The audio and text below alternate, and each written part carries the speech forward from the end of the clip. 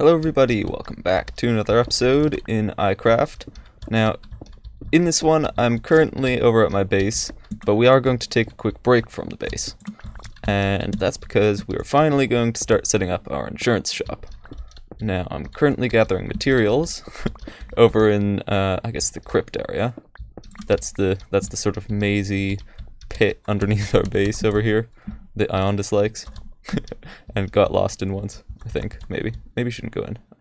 Anyway, regardless, over here it's this thing, right? And what we need to do is gather up some stone so that we can get our so that we can basically build. And currently I don't actually have a lot of stone because my Silk Touch pick was only recently acquired, and smelting up cobblestone is not very efficient. So I'm going to keep mining away here, and I'll probably also grab some iron because we need a bunch of hoppers for our super smelter. And then we're going to head over to the shopping district so that we can put this thing up. So like I said, we're going to be selling some insurance, and it's going to be kind of fun, I hope, because I've got this all planned out. A nice system for the insurance sales and tracking people's records. maybe a couple exclusions. all the good insurance company stuff, and we'll also do some advertising in a couple episodes time. some unusual advertising, I hope, that will ideally be kind of fun. I have a couple of poor man's shulker boxes right here. And we're going to take them over. They've got some supplies in them.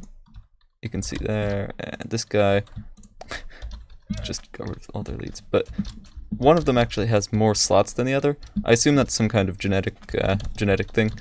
But anyway, I'll truck them over to the center, the town center, and then we can start getting ready on our insurance building. So this is what I've been thinking with this build. I want to make it about yay high.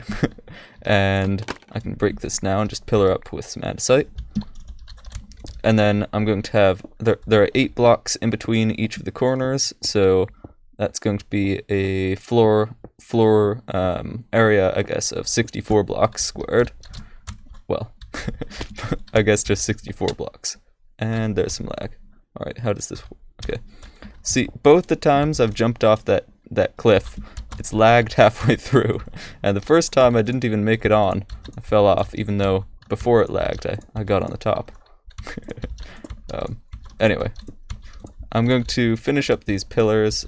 I need to oh, a little bit high there.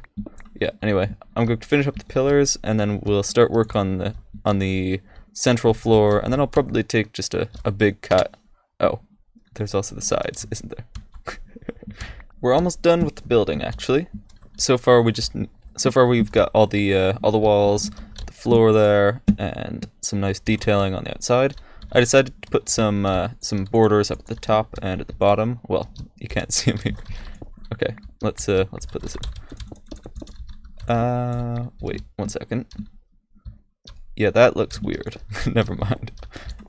So I put a border on the top. Wrong block. Put a border on the top and the bottom, but on that side apparently you can't see the border. Over on this side, you can. Right there. And I'm going to also sort of bring out the detailing 1 block further whenever there's a new floor.